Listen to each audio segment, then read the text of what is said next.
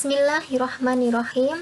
Assalamualaikum warahmatullahi wabarakatuh. Apa kabar anak-anak? Kalian lihat gambar ini ya. Materi kita pada hari ini adalah tentang kedatangan bangsa-bangsa barat ke Indonesia. Tentu kalian sudah terfikirkan bangsa-bangsa barat mana sajakah yang pernah menduduki Indonesia? Tujuan pembelajaran kita kali ini adalah satu, memahami latar belakang kedatangan bangsa barat. Yang kedua, untuk memahami kedatangan bangsa-bangsa barat ke Indonesia. Latar belakang kedatangan bangsa barat ada berbagai macam. Di sini ada 3 hal yang melatar belakangi atau faktor pendorong bangsa barat melakukan penjelajahan samudra menuju Indonesia.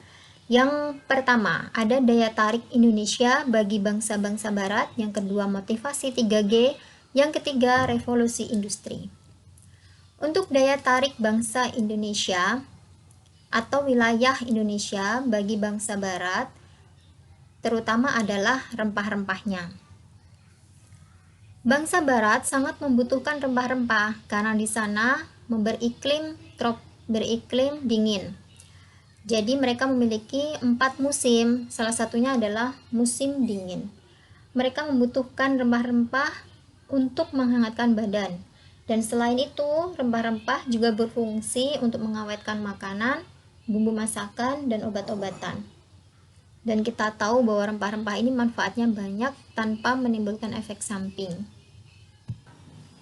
Sedangkan untuk motivasi 3G yang terdiri dari gold, gospel, dan glory. Gold sendiri artinya adalah emas yang identik dengan kekayaan. Jadi bangsa Eropa menuju ke Indonesia adalah untuk mencari kekayaan. Glory berarti adalah kejayaan bangsa.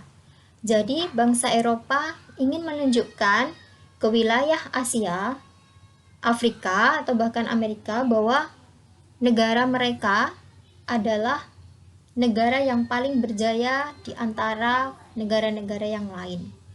Sedangkan gospel adalah keinginan bangsa barat untuk menyebarluaskan atau mengajarkan agama Nasrani, khususnya agama Kristen, ke bangsa-bangsa di Asia.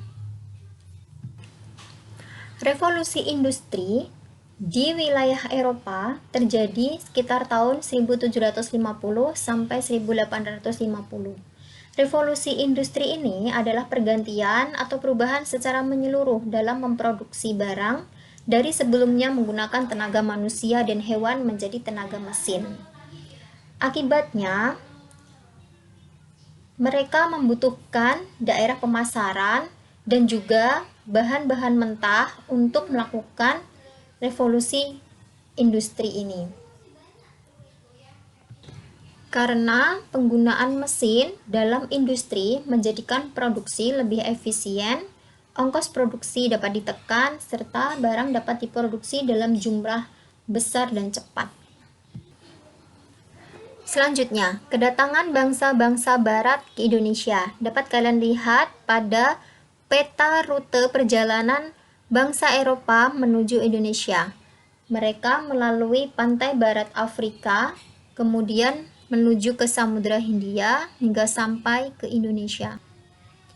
Untuk bangsa pertama yang akan kita bahas yang berada di Indonesia itu adalah bangsa Portugis. Pertama kali bangsa Portugis datang berada di Maluku.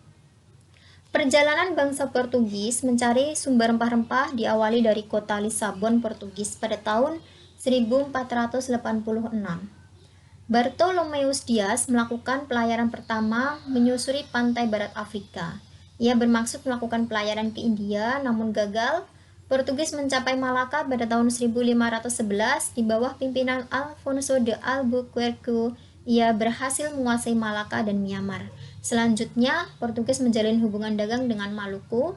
Pada tahun 1512, bangsa Portugis telah berhasil sampai di Maluku di bawah pimpinan Antonio de Abreu dan Francisco Serrao.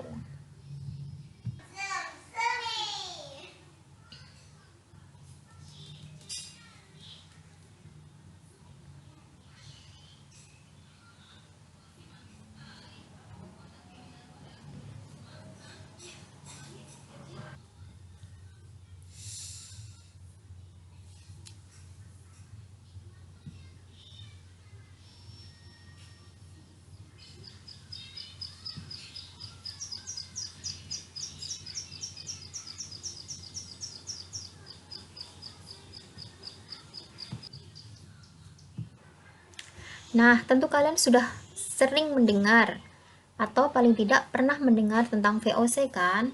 VOC itu memiliki hak istimewa yang begitu banyak di wilayah-wilayah kerajaan di Indonesia. Dengan hak istimewa sebanyak itu, tolong sebutkan minimal 5 hak VOC ya. Kalian tulis di buku tulis, kemudian di foto. Kemudian setelah itu, sebutkan juga kenapa dengan hak istimewa seperti itu, VOC tetap mengalami kebangkrutan atau menyebabkan mereka harus dibubarkan. Oke anak-anak, semoga kalian dapat memahami materi yang sudah saya jelaskan. Terima kasih karena sudah menyaksikan dan menyimak pelajaran dari saya. Saya akhiri. Assalamualaikum warahmatullahi wabarakatuh.